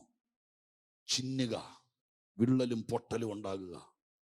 ആ വാക്കിനൊക്കെ പ്രധാനപ്പെട്ടതുകൊണ്ട് ഒരു ഭിത്തി പൊട്ടിയാൽ സ്ട്രോങ് ആയിരുന്ന ഇത് പൊട്ടിപ്പോയ ബലം പോയി. ഭൂമിക്ക് ചിന്നല് വീണാൽ അവിടെ പിന്നെ കെട്ടിടം പണിയേല. ജിയോഗ്രാഫിക്കലായിട്ട് ഈ കഴിഞ്ഞ കാലത്തൊക്കെ കലാമിറ്റികളും സുനാമിയും വെള്ളപ്പൊക്കൊക്കെ ഉണ്ടായ സമയത്ത് സ്തോത്രം ഭൂമി ഇടിഞ്ഞു താന്നു, വിണ്ടൽ കീറെന്നൊക്കെ പറഞ്ഞ് നമ്മൾ ഒത്തിരി അവിടെ പിന്നെ സ്തോത്രം ആരും എന്തു ചെയ്യല്ല. സ്തോത്രം ഹല്ലേലൂയ. ഒരു സർക്കാർ പോലൊരു കെട്ടിടം പണിയാണ് അനുമതി കൊടുക്കുകയല്ല. ഇപ്പൊ ഒരു കുടുംബം അല്ലെങ്കിൽ ഒരു വ്യക്തി ചിന്നലായി പോയാൽ സ്ട്രോങ് അല്ല ആള്. സ്തോത്രം. എൻ്റെ അർത്ഥം അങ്ങനെയാണ്. ആ വഴിക്ക് ഞാൻ തിരിയുന്നില്ല. പോയാൽ വീണ്ടും സ്തോത്രം വലിയത്. ഈ ലേഖനമൊക്കെ ബൈബിൾ ക്ലാസ് എടുത്ത് പഠിക്കേണ്ടതാണ്. അപ്പൊ ഒരു ഇടയനെ കിട്ടുമ്പോഴുള്ള ഗുണം എന്നാണെന്നറിയാമോ? നമ്മൾ സ്ട്രോങ് ആവും. ആടിന്റെ ബലം എന്ന് പറയുന്ന ഒന്നുണ്ട്. ആടിന്റെ ബലം. സ്തോത്രം. ആടിന്റെ ബലം. ഇടയനാണ് ആടിന്റെ ബലം. നമ്മുടെ നാട്ടിൽ പഴയൊരു പ്രസംഗിയനുണ്ടായിരുന്നു, പശപ്പിയും പിരിപ്പ്. സ്തോത്രം ഹല്ലേലൂയ. ദാവീദിനെയും ആടിനെയും കൂടി ചിത്രീകരിച്ച് പ്രസംഗിക്കുന്ന പഴയൊരു പ്രസംഗമുണ്ട്. ആ പ്രസംഗത്തിൽ അദ്ദേഹം ഇങ്ങനെ പറയും, ദാവീദ് ഒരിക്കൽ പറഞ്ഞില്ലേ, എൻ്റെ ആടുകളിൽ ഒന്നിനെ ഒരു സിംഹം ഒരിക്കൽ പിടിച്ചു. നിങ്ങൾ ഓർക്കുന്നില്ലേ? എവിടെ? തലയെങ്കിലും നാട്ട് ഉണ്ട്. സ്തോത്രം. ഒന്നും അറിയാത്ത ആളുകളെ പഠിപ്പിച്ച 10:45 യോഗം തീരിയല്ല. ആടുകളെ പിടിച്ചു. അപ്പോ എന്ത് ചെയ്തു? ആ ആടിനെ വിട്ടു കൊടുത്തിട്ട് ബലി കൊടുത്തിട്ട് വേറെ ആടിനെ പിടിക്കാതിരിക്കണം നോക്കണം. അങ്ങനെയല്ല എഴുതിയത്. ആ ആടിനെ സിംഹത്തിന്റെ വായ് സിംഹം കയറി പിടിച്ചു. ദാവീദ് എന്ത് ചെയ്തു? ഞാൻ പുറകെ ചെന്നിട്ട് സിംഹത്തിന്റെ വായിൽ നിന്ന് ആടിനെ വിടുവിച്ചിട്ട് ആ സിംഹത്തെ കീറിക്കളഞ്ഞു. പശപ്പിയും പിലിപ്പ് പ്രസംഗിക്കുമ്പോൾ ഇങ്ങനെ അദ്ദേഹം പറഞ്ഞു, സിംഹത്തിന്റെ വായിൽ നിന്ന് വിടുവിച്ച ആട് തോളയിലെടുത്തോണ്ട് ഇടയൻ വരിക, ദാവീദ് വരിക. അപ്പൊ താഴെ നിന്നുകൊണ്ടൊരു പട്ടി കുരയ്ക്കുക. സ്തോത്രം. ഇടയന്റെ തോളയിൽ ഇരിക്കുന്ന ആടിനെ നോക്കിക്കൊണ്ട് താഴെ നിന്നുകൊണ്ട് പഞ്ചായത്തിലൊരു പട്ടി കുരയ്ക്കുമ്പോൾ ആട് പറയും, സിംഹത്തിന്റെ വായിൽ നിന്ന് ഇടയൻ ഊരിക്കൊണ്ട് വരുന്ന ഞാൻ, ആ എന്നെ നീ കുരച്ച് പേടിപ്പിക്കാൻ നോക്കിയാൽ നടക്കുമോ? എന്റെ ബലം ഈ ഇടയന്റെ തോളയിൽ ഇരിക്കുന്നതാണ്. സ്തോത്രം. നിങ്ങൾക്ക് മനസ്സിലാവുന്നുണ്ടോ? ഹല്ലേലൂയ. ആടിന്റെ ബലം ഡിഗ്രി അല്ല, ആടിന്റെ ബലം ഭാഷയല്ല, ആടിന്റെ ബലം സ്തോത്രം ഹല്ലേലൂയ സ്തോത്രം വേറൊന്നുമല്ല. ആടിന്റെ ബലം അവൻ ഇരിക്കുന്നത് ഇടയന്റെ തോളയിലാണ്. ഇടയൻ സ്ട്രോങ് ആണെങ്കിൽ ആട് ബലപ്പെട്ടിരിക്കും. ഹല്ലേലൂയ. അതുകൊണ്ട് നമ്മളെ ദൈവമായ കർത്താവ് വിടുവിച്ചുകൊണ്ട് വന്നത് സാക്ഷാൽ സാത്താന്റെ പിടിയുന്ന ഊരിക്കൊണ്ട് വന്നത്. അങ്ങനെ ഊരിക്കൊണ്ട് വന്ന നമ്മൾ ഇന്ന് ഇരിക്കുന്നത് യോഹന്നാന്റെ സുവിശേഷം 10-ാം അധ്യായം ഇടയന്റെ അധ്യായമാണ്. വായിച്ചിട്ടുണ്ടോ നിങ്ങൾ? ഇടയന്റെ അധ്യായമാണ്. അതിങ്ങനെ എഴുതി വരികയാ. എന്റെ ആടുകൾ എന്റെ ശബ്ദം കേൾക്കുന്നു, ഞാൻ അവയ്ക്ക് മുമ്പേ നടക്കുന്നു, മറ്റിടയന്മാരെ അവരനുസരിക്കുന്നില്ല, അവരുടെ ശബ്ദം അവർ കേൾക്കുന്നില്ല എന്നൊക്കെ പറഞ്ഞ് വന്നിട്ട് യേശുക്രിസ്തു പറയുകയാണ്, സ്തോത്രം ഹല്ലേലൂയ, നിങ്ങൾ എന്റെ കയ്യിലാണ് ഇരിക്കുന്നത്. എന്നിട്ട് പറയുന്നു, എന്റെ പിതാവ് എന്നിലും സ്തോത്രം വലിയവനാണ്, അവന്റെ കയ്യിൽ നിന്ന് നിങ്ങളെ ആരും പിടിച്ചു പറിക്കില്ല. എന്റെ അർത്ഥം എന്താ? എന്റെ ആടുകളെ ഞാൻ എന്റെ കയ്യെ പിടിച്ചേക്കുകയാണ്, എന്റെ കയ്യിലാണ് ഇരിക്കുന്നത്. സിംഹത്തിന്റെ വായിൽ നിന്ന് നിന്നെ വിടുവിച്ചിട്ട് സ്വർഗത്തിലെ ദൈവം കയ്യെ പിടിച്ചിരിക്കുക. താഴെ നിന്ന് കുരച്ചു കേൾപ്പിക്കുന്ന നായയുടെ കൊര കേട്ട് നീ പേടിക്കരുത്. നായയുടെ കൊര കേട്ട് വെറുതെ ഉപവാസം വെക്കരുത്. നിന്നെ വിടുവിച്ചത് സിംഹത്തിന്റെ വായിൽ നിന്നാണ്. നിന്റെ ദൈവത്തിന്റെ കയ്യിലാണ് നീ. നിന്റെ ബലം, നിന്റെ കരുത്തല്ല, നിന്റെ ഇടയൻ സ്ട്രോങ് ആണ്. ഇത്ര നല്ലൊരു ഇടയൻ നമുക്കുള്ളപ്പോൾ നീ പേടിക്കരുത്. Hallelujah, hallelujah. കർത്താവിനോട് നന്ദിയുള്ള ദൈവമക്കൾ വിശ്വസിച്ചുകൊണ്ട് പറ, യഥാർത്ഥത്തിൽ രക്ഷിക്കപ്പെട്ടവരാണെങ്കിൽ ഈ ദൂതൊക്കെ ഫലിക്കും. സ്തോത്ര ഹല്ലേലൂയ. നിങ്ങൾക്ക് തോന്നുന്നുണ്ട് ഞാനെന്ന് പറയുമ്പോൾ ഞാനൊരു സ്തോത്ര കലാപരിപാടി അവതരിപ്പിക്കാൻ തോന്നില്ലല്ലോ. ഞാൻ വചനം വ്യാഖ്യാനിക്കുക. ഇടയൻ എന്ന് പറഞ്ഞ ഒരാള് സ്തോത്രം വെറുതെ വേദപുസ്തകത്തിൽ എഴുതി വെച്ചതല്ല. ഇടയൻ നിന്നെ വിടുവിച്ചു കൊണ്ടുവരുന്നതാണ്. സിംഹത്തിന്റെ വായിൽ നിന്നും കരടിയുടെ വായിൽ നിന്നും വിടുവിച്ചു കൊണ്ടുവന്ന ആട് അവന്റെ തോളയിൽ ഇരിക്കുക. താഴെ നിന്ന് കുരയ്ക്കുന്ന യാതൊരു പോരാട്ടത്തെയും കണ്ട് പേടിക്കരുത്. നീ വിടുവിക്കപ്പെട്ടത് സിംഹത്തിന്റെ വായിന്നാണ്. സ്തോത്രം. പിശാചിന്റെ കയ്യിൽ കിടന്ന നമ്മളെ ചങ്കിലെ ചോര കൊടുത്ത് വീണ്ടെടുത്ത് സ്തോത്ര പുണ്യാഹ രക്തം കൊണ്ട് കഴുകി കട്ടിലക്കാലും മേലെ കുറുമ്പടി രക്തം പുരട്ടിയതുപോലെ ആത്മാവിൽ നിന്നെ മുദ്ര വെച്ച് നിന്നെ ഉള്ളം കയ്യിൽ താങ്ങി ദൈവത്തിന്റെ കൃപയിൽ കൊണ്ടു നടക്കുമ്പോൾ താഴെ നിന്ന് കുരയ്ക്കുന്ന പോരാട്ടങ്ങളെ കണ്ട് പേടിക്കരുത്. നീ ആത്മാവിൽ പറയണം, പിശാചേ, എന്റെ ഇടയൻ ആരാന്നറിയാമോ? ഞങ്ങളുടെ പ്രവാചകൻ ആരാന്നല്ല, ഞങ്ങളുടെ പാസ്റ്റർ ആരാന്നല്ല, എന്നെ വീണ്ടെടുത്ത് ഇടയൻ ആരാന്നറിയാമോ? അവൻ ആരാന്നറിയാമോ? സിംഹത്തിന്റെ വായിൽ നിന്ന് രക്ഷിക്കുന്നവനാണ്. അവന്റെ വായിൽ നിന്ന് രക്ഷിച്ചവനാണ് ഞങ്ങളുടെ ദൈവം. അതുകൊണ്ട് ഞങ്ങൾ നിന്നെ ഭയപ്പെടില്ല. ഹല്ലേലൂയ. ഇടയൻ. സ്തോത്രം. ഇങ്ങനെ 3 പ്രധാന പദങ്ങളിലൂടെയാണ് പത്രോസ് യേശുവിനെ അവതരിപ്പിക്കുന്നത്. അതിൽ ജീവനുള്ള കല്ല് യേശുക്രിസ്തു. ആരെങ്കിലും ജീവനുള്ള കല്ലായി അവന്റെ അടുക്കലേക്ക് വന്നാൽ എന്ത് സംഭവിക്കുന്നു? എഴുതിയത് 2:4. നിങ്ങളും ആ വരുന്നവൻ ആരാണോ അവനും എന്തായി മാറും? ജീവനുള്ള കല്ല് പോലെയായി മാറും. അപ്പൊ ഏറ്റവും വലിയ ട്രാൻസ്ഫോർമേഷൻ. സ്തോത്രം. ഓലപ്പറയുള്ള ഒരു മനുഷ്യൻ യേശുവിന്റെ അടുക്കിലേക്ക് വരുമ്പോൾ 2 നിലയുള്ള വീടുള്ളവനായി മാറുമെന്ന് പറയുന്നത് തെറ്റൊന്നുമില്ല, ശരിയാണ്. പക്ഷെ അത് മാത്രം പറയരുത്, ഇതോടെ പറയണം. സ്തോത്രം. മനസ്സിലായോ? സൈക്കിളിൽ നടന്നൊരു മനുഷ്യൻ യേശുവിന്റെ അടുക്കലേക്ക് വന്നപ്പോഴേക്കും അവൻ 18 ലക്ഷം രൂപയുടെ കാറ് കിട്ടിയെന്ന് പറയുന്നത് തെറ്റില്ല, പക്ഷെ അത് മാത്രം പറയരുത്, ഇതോടെ പറയണം. ഏതാണ്? സ്തോത്രം. ആരെങ്കിലും ജീവനുള്ള കല്ല യേശുവിന്റെ അടുക്കലേക്ക് വന്നാൽ ആ വരുന്നവനെ കൂടെ യേശു ജീവനുള്ള കല്ലാക്കി മാറ്റിക്കളയും. ഹല്ലേലൂയ. അതിനർത്ഥം എന്താ? യേശു എന്താണോ, യേശു ആരാണോ, ആ വരുന്നവനും അതുപോലെയായി മാറും. ഇന്ന് രാത്രികാലം അത്രയും വലിയൊരു മാറ്റത്തിന് നിങ്ങൾക്ക് ആർക്കെങ്കിലും മനസ്സുണ്ടെങ്കിൽ അവർക്ക് വേണ്ടി പ്രാർത്ഥിക്കാൻ പോവാ. ഹല്ലേലൂയ. അതെയോ, നിങ്ങൾ കർത്താവിനെ ഒരു ജാതീയ വ്യവസ്ഥയിൽ, ഒരു മതപരമായ പശ്ചാത്തലത്തിൽ എനിക്കൊരാവശ്യമുണ്ട്, ആവശ്യത്തിന് നിറവേറ്റാൻ വേണ്ടി മാത്രം കാൽവരി ക്രൂശിൽ പ്രാണത്യാഗത്തോളമായി പോയ ദൈവത്തിന്റെ ഓമനകുമാരനെ ചങ്ക് പിളർന്ന് മാറിലച്ചോ ചങ്കിലെ ചോര തന്ന് ജീവൻ തന്ന് സ്നേഹിച്ച യേശുവിനെ താൽക്കാലികമായിരിക്കുന്ന ഒരു കാൽമുട്ടിന്റെ വേദന മാറ്റാനോ നിങ്ങളുടെ നട്ടലിന്റെ ക്ഷതം മാറ്റാനോ വേണ്ടി മാത്രം ഉപയോഗിക്കുമോ? അതെയോ, നിങ്ങളെ മാറ്റാൻ ഉപയോഗിക്കുമോ? ഇന്ന് രാത്രികാലം നിങ്ങൾ ഈ അടച്ചിട്ട ഹോളിനകത്തുനിന്ന് പുറത്തു പോകണമെങ്കിൽ ഓൺലൈനിൽ ഞങ്ങൾ വാച്ച് ചെയ്യുന്ന, ഫേസ്ബുക്ക് ലൈവിൽ വാച്ച് ചെയ്യുന്ന നിങ്ങൾ നിങ്ങളുടെ വീട്ടിലിരുന്നോ, നിങ്ങൾ യാത്രാ മധ്യത്തിലോ, നിങ്ങൾ ലോകത്തിൽ എവിടെ ഇരുന്ന് കേട്ടാലും നിങ്ങൾക്ക് ഇത് കേട്ടില്ലെന്ന് പറയാൻ പറ്റില്ല. ഇന്ന് രാത്രികാലം ന്യൂ ലൈഫ് ക്രിസ്ത്യൻ ചർച്ച് ക്രമീകരിച്ച യോഗത്തിൽ വെച്ച് പരിശുദ്ധാത്മ പ്രേരിതനായി ഞാൻ വിളിച്ചു ചോദിക്കുന്നു, യേശുവിനെ നിങ്ങൾക്കൊരു സൗഖ്യദായകനായി മതിയോ? യേശുവിനെ നിങ്ങൾക്ക് കേവലം ആശ്വാസപ്രദനായി മതിയോ? അതെയോ, നിങ്ങളെ മാറ്റുന്നവനായി യേശു നിങ്ങളുടെ മുമ്പിൽ നിൽക്കുമ്പോൾ, ഹല്ലേലൂയ, നിങ്ങൾക്കൊരു മാറ്റം നിങ്ങൾ പ്രതീക്ഷിക്കുന്നുണ്ടോ?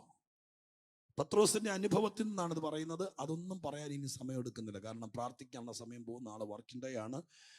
സ്തോത്രം. മനോഹരമായിട്ട് യോഗം പ്രാർത്ഥിച്ച് അവസാനിപ്പിക്കേണ്ടതിന്റെ പേരിൽ പ്രസംഗത്തിന്റെ സ്തോത്രം ഒരു 60% 40% പ്രസംഗിക്കാതെ ഞാൻ മടക്കുകയാണ്. കാരണം ഇനി സ്തോത്ര സമയം ഒറ്റക്കാരോട് പറഞ്ഞ് ഞാൻ പ്രാർത്ഥിക്കാം. സ്തോത്രം. ഹല്ലേലൂയ. സ്തോത്രം. മൊത്തത്തിൽ തീർക്കാൻ ഇനി നിന്ന് കഴിഞ്ഞാൽ സമയം ഒത്തിരി പോകും. തന്നെയല്ല, സ്തോത്രം, എന്നെ പ്രസംഗം പഠിപ്പിച്ച ആൾ പറഞ്ഞിട്ടുണ്ട്, മുഴുവൻ പറയാതിരിക്കുവാണെങ്കിൽ പിന്നെയും വിളിക്കൂ. സ്തോത്രം. അതുകൊണ്ട് ഇനിയിപ്പോ പറയാൻ സ്തോത്ര സമയമില്ല. അതുകൊണ്ടല്ല കേട്ടോ, സമയം തീർന്നുണ്ട് കേട്ടോ. സ്തോത്രം. ഇപ്പൊ ഇവിടെ നിർത്താൻ പോവാ. നിർത്തുന്നതിനേക്കാൾ ഒരു കാര്യം കൂടെ. ഈ വാക്ക് കണ്ടോ?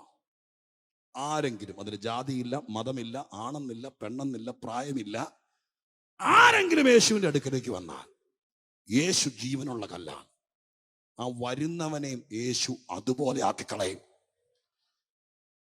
കല്ലാക്കി മാറ്റിക്കളയും. വേദപുസ്തകത്തിന്റെ ദൈവശാസ്ത്രപരമായിരിക്കുന്ന റൂട്ട് അനുസരിച്ച് മനുഷ്യനെ കുറിച്ച് നിങ്ങൾ കേട്ടിട്ടുണ്ട്, വായിച്ചിട്ടുണ്ട്. വാക്യങ്ങൾ പലതുമുണ്ട്. അതിങ്ങനെയാണ്: മനുഷ്യൻ പൊടിയാണ്. അബ്രഹാം പിതാവ് ദൈവത്തിന്റെ സന്നിധിയിൽ നിന്ന് ഒരിക്കൽ പറഞ്ഞു, പൊടിയും വെണ്ണീറുമായ ഞാൻ അങ്ങയോട് സംസാരിക്കാൻ തുനിഞ്ഞല്ലോ. വിശ്വാസികളുടെ പിതാവെന്നറിയപ്പെടുന്ന, ദൈവത്തെ പലവട്ടം മുഖാമുഖം കണ്ട, വീട്ടിൽ വെച്ച് ദൈവത്തിന് വിരുന്ന് കൊടുത്ത മനുഷ്യൻ, പഴയ നിയമത്തിലെ ഭക്തൻ, അദ്ദേഹത്തെക്കുറിച്ച് മനുഷ്യന്റെ പ്രതിനിധിയായി നിന്നുകൊണ്ട് പറഞ്ഞു, മനുഷ്യൻ പൊടിയാണ്. സങ്കീർത്തനത്തിനകത്ത് ദാവീദ് ഒരിക്കൽ പറഞ്ഞു, ദൈവമേ ഞാൻ പൊടിയെന്നോർക്കണമേ. ദൈവത്തിന്റെ ഹൃദയപ്രകാരമുള്ള പാട്ടുപാടി സംഗീതജ്ഞനായി നടന്ന ആ മനുഷ്യൻ തന്റെ അനുതാപ സങ്കീർത്തനത്തിനകത്തല്ല, സ്തോത്ര സങ്കീർത്തനത്തിനകത്ത് പറഞ്ഞു, ഞാൻ പൊടിയെന്നോർക്കണമേ. തത്വത്തിൽ മനുഷ്യനെ കുറിച്ചുള്ള സ്തോത്രം, പൊടിയായ മനുഷ്യൻ പൊടിയിൽ നിന്ന് തിരിച്ച് പൊടിയിലേക്ക് മടങ്ങണമെന്നൊക്കെ സെമിത്തേരിയിൽ വെച്ച് പറയാറുണ്ട്. സത്യമാണ്, പൊടിയാണ്.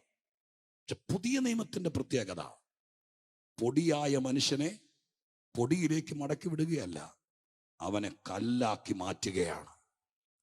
സ്തോത്രം, ഹല്ലേലൂയ. ഇന്ന് രാത്രികാലം അത്ര വലിയ മാറ്റമാണ് പുതിയ നിയമ ശുശ്രൂഷ കൊണ്ട് നടക്കുന്നത്. അവിടെ വെച്ചാണ്, സ്തോത്രം, ഹല്ലേലൂയ, കല്ലായി മാറുമ്പോൾ അവിടെ വെച്ചാണ് ദൈവമായ കർത്താവ് നമ്മുടെ ആത്മീക ഗ്രഹത്തോട് ചേർത്ത് പണിയാൻ തുടങ്ങുന്നത്. സ്തോത്രം, ഹല്ലേലൂയ. നമ്മളെ ദൈവത്തിനൊരു കല്ലായി കിട്ടിയാൽ അന്ന് ദൈവം ആത്മീക ഗ്രഹത്തോട് ചേർത്ത് വെച്ച് പണിയും.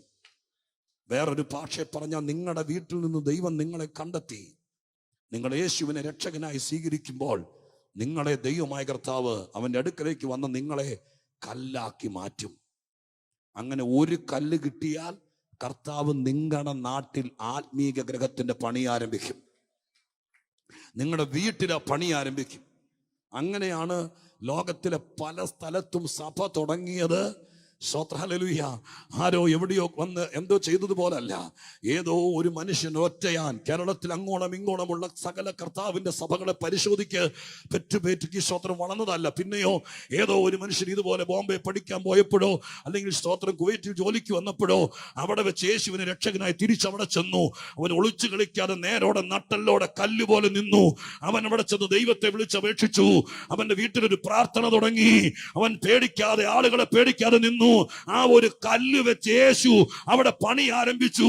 കാലങ്ങൾ കടന്നു പോയപ്പോൾ നൂറുകണക്കിന് ആളുകൾ ആരാധിക്കുന്ന ഒരു സഭയായി മാറി. നാട്ടിലെ പല സഭയുടെ പിന്നാമ്പുറങ്ങൾ നിങ്ങൾ പരിശോധിച്ചു നോക്ക്. ഒരു കല്ല് കിട്ടിയാൽ ദൈവം ആത്മീക ഗ്രഹത്തിന്റെ പണി ആരംഭിക്കും. അങ്ങനെയാണെങ്കിൽ ഞാനൊരു ആശംസയോടെ നിങ്ങൾക്ക് വേണ്ടി പ്രാർത്ഥിക്കാം. നിങ്ങളുടെ വീട്ടിൽ നിന്ന് നിങ്ങൾ തനിച്ചായിരിക്കും. നിങ്ങൾ വീട്ടിൽ പറഞ്ഞിട്ടുണ്ടോന്നറിയില്ല, കുവൈറ്റിൽ ഇടയ്ക്കിടയ്ക്ക് കൈകൊട്ടി പാട്ട് പാടുന്ന ആളുകളുടെ കൂടെ ഞാനും പ്രാർത്ഥനയ്ക്ക് പോകാറുണ്ടെന്ന് നിങ്ങൾ വീട്ടിൽ പറഞ്ഞിട്ടുണ്ടോന്നറിയില്ല. പക്ഷെ ഞാൻ ഈ പറയുന്ന വാക്ക് ശ്രദ്ധിച്ച് കേക്ക്. നിങ്ങൾ വന്നത് യേശുവിൻ്റെ അടുക്കലേക്കാണ്. നിങ്ങൾ ആത്മാർത്ഥമായി യേശുവിൻ്റെ അടുക്കലേക്ക് വന്ന് നിങ്ങൾ യേശുവിനെ കൈക്കൊണ്ടാൽ നിങ്ങളെ ദൈവം ഒരു സ്ട്രോങ് സ്റ്റോൺ ആക്കി മാറ്റും. യേശുക്രിസ്തു മൂലക്കല്ലാണ്. ആ മൂലക്കല്ലിനോട് ചേർത്ത് വെച്ച് പണിയാൻ ഒരു കല്ല് കിട്ടിയാൽ നിങ്ങളുടെ വീട്ടിൽ ദൈവം ആത്മീക ഗ്രഹത്തിന്റെ പണി തുടങ്ങും. നിങ്ങളെ വെച്ച് പണി തുടങ്ങും. അതിനിന്ന് രാത്രി മനസ്സ് വെച്ചാൽ, കർത്താവ് വരാൻ താമസിച്ചാൽ, ചിലപ്പോൾ അടുത്ത കൊല്ലം ഇതുപോലത്തെ ഒരു കൺവെൻഷൻ ഈ സഭ ക്രമീകരിച്ചാൽ അപ്പോഴത്തേക്കും നിങ്ങളെ ദൈവമായ കർത്താവ്, സ്തോത്രം, ഹല്ലേലൂയ, ഒരൊറ്റപ്പെട്ട കല്ല് പോലെ എവിടെയെങ്കിലും മാറ്റിവെച്ചേക്കില്ല. അതൊരു ആത്മീക ഗ്രഹമായി ദൈവം പണിതുയർത്തും. നിങ്ങളുടെ ചാർച്ചയെന്ന് പിന്നെയും കുറെ പേരെ നേടും ദൈവം. നിങ്ങളുടെ നാട്ടിൽ കുറെ പേരെ ദൈവം ഒരുക്കും. അങ്ങനെ ദൈവത്തിന്റെ ആത്മീക ഗ്രഹം അഥവാ സഭയുടെ പണി നിങ്ങളുടെ നാട്ടിൽ നടക്കും. എത്ര പേര് ആഗ്രഹിക്കുന്നുണ്ട് നിങ്ങളുടെ നാട്ടിൽ ഒരു സഭയുണ്ടാകണം? നിങ്ങളുടെ ചാർച്ചക്കാരും വീട്ടുകാരും കുടുംബക്കാരും അപ്പന്റെ വീട്ടുകാരും അമ്മയുടെ വീട്ടുകാരും എല്ലാവരും കൂടി ചേർന്ന് ആത്മാവിൽ ആരാധിക്കുന്ന ഒരു സഭയുണ്ടാകണം. ആ സഭ ഉണ്ടാകാൻ വേണ്ടി സ്വർഗം കണ്ടെത്തിയ കല്ലാണ് നിങ്ങൾ. നിങ്ങൾ ദൈവത്തിന്റെ പക്ഷത്ത് നേരെ നിന്നാൽ നിങ്ങളെ സ്വർഗത്തിലെ ദൈവം ഒരു സംഘടനയുടെ മെമ്പറാക്കുമെന്നല്ല, യേശു എന്ന ജീവനുള്ള കല്ലിനോട് ചേർത്ത് വെച്ച് പണിയും. അതടക്കി കളയാൻ ലോകത്തിന് ഒരു വൻകിട ശക്തിക്കും കഴിയത്തില്ല. ഇന്ന് രാത്രികാലം എത്ര പേർ ആഗ്രഹിക്കുന്നു, കർത്താവേ അങ്ങയിൽ നിന്ന് അടർത്തി മാറ്റാൻ കഴിയാതെ വണ്ണം ഒരു പണി എന്റെ മേൽ നടത്തണം. എന്റെ കർത്താവ് എന്റെ അധ്യക്ഷനായിരിക്കണോ, എന്റെ ദൈവം എന്റെ ഇടയനായിരിക്കണോ. എന്റെ കർത്താവേ അങ്ങയോട് ചേർത്ത് വെച്ച് പണിയുന്ന ഒരു ആത്മീക ഗ്രഹത്തിന്റെ പണിക്ക് ഞാനും തയ്യാറാണ്. എന്റെ കുടുംബത്തിൽ നിന്ന് ചിലരെ കൂടി നേടണം എന്നാഗ്രഹിക്കുന്നവർക്ക് വേണ്ടി പ്രാർത്ഥിക്കാൻ ഒരുങ്ങുകയാണ്. ഈ സമയത്ത് നമ്മളെല്ലാവരും പ്രാർത്ഥിക്കാൻ വേണ്ടി എഴുന്നേറ്റ് നിൽക്കും. ഒരു നിമിഷം എഴുന്നേറ്റ് നിൽക്കാം. സ്തോത്രം. തീർത്തും ഡ്യൂട്ടി സംബന്ധമായിട്ടോ അല്ലെങ്കിൽ അത്രയ്ക്ക് എമർജൻസി അല്ലാത്ത ആരും പോകരുത്. കൂടിക്കഴിഞ്ഞാൽ 3 മിനിറ്റ് കൂടുതൽ ഈ പ്രാർത്ഥനയ്ക്ക് വേണ്ടി എടുക്കുകയില്ല. കർത്താവിന്റെ സന്നിധാനത്തിൽ വചനം കേൾക്കാൻ വേണ്ടി വന്ന ദൈവമക്കളെ, സ്തോത്രം. നിങ്ങൾക്ക് നാളെ ഡ്യൂട്ടി കാണും. നിങ്ങളും വൈകുന്നേരം ഒരു ചെറിയ മഴ കണ്ടവരാണ്. ഒരു ചെറിയ പ്രശ്നം വന്നപ്പോഴേക്കും പലരും ഇന്ന് രാത്രി യോഗത്തിന് വരണ്ടെന്ന് വെച്ചു. നാളെ ഡ്യൂട്ടി ഉണ്ട് എന്നുള്ള കാര്യം കൊണ്ട്, കുഞ്ഞുങ്ങൾക്ക് പലർക്കും പരീക്ഷയാണെന്നുള്ള കാരണം കൊണ്ട് പലരും വരാതിരുന്നു. നിങ്ങൾ കണ്ട പ്രശ്നം അവരും കണ്ടു. പക്ഷെ നിങ്ങൾ പ്രശ്നങ്ങളെ തോൽപ്പിച്ചുകൊണ്ട് ഇവിടെ വന്നു. നിങ്ങൾ മഴയെ അവഗണിച്ച് ഇവിടെ വന്നു. അത് കാര്യമാക്കാതെ ഇവിടെ വന്നു. നാളെ രാവിലെ ഡ്യൂട്ടിക്ക് പോകണമെന്നുള്ള ചിന്ത മറന്ന് ഇവിടെ വന്നു. നിങ്ങൾ കേൾക്കേണ്ട ദൈവത്തിന്റെ ദൂത് സ്വർഗത്തിലെ ദൈവം നിങ്ങൾക്ക് തന്നു. ഞാൻ തുടക്കത്തിൽ പറഞ്ഞ വാക്ക് നിങ്ങൾ മറക്കരുത്. തുടക്കത്തിൽ പറഞ്ഞ വാക്കിതാണ്, ഇത് നിവൃത്തിയാകേണ്ട വചനമാണ്. നിവൃത്തിയാകേണ്ട വചനം.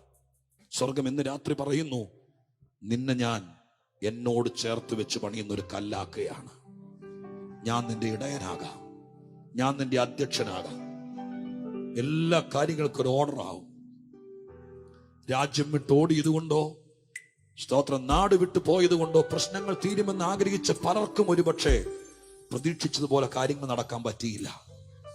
നിങ്ങൾ ഇന്ന് രാത്രി കേട്ടത്, നിങ്ങൾക്കൊരു നല്ല അധ്യക്ഷനെ കിട്ടിയാൽ നിങ്ങളുടെ ജീവിതം ധന്യമാകും.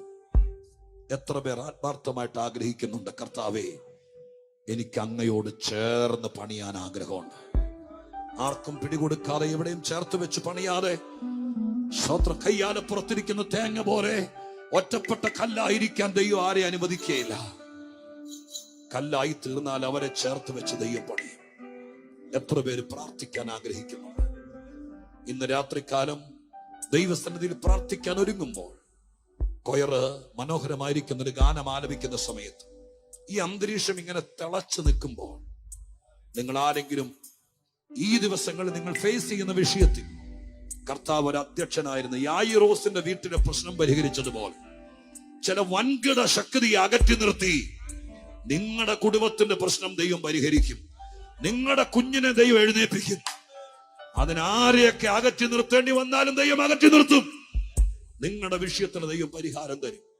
അതിനുവേണ്ടി ഒരു വാക്ക് പ്രാർത്ഥിക്കുന്നത് നന്നായിരിക്കുമെന്ന് വിചാരിക്കുന്ന ആരെങ്കിലും ഇന്ന് രാത്രി ഉണ്ടെങ്കിൽ, നാളുകൾ പഴക്കമുള്ള പ്രാർത്ഥനാ വിഷയം ഇനി പ്രാർത്ഥിക്കേണ്ടി വരില്ല.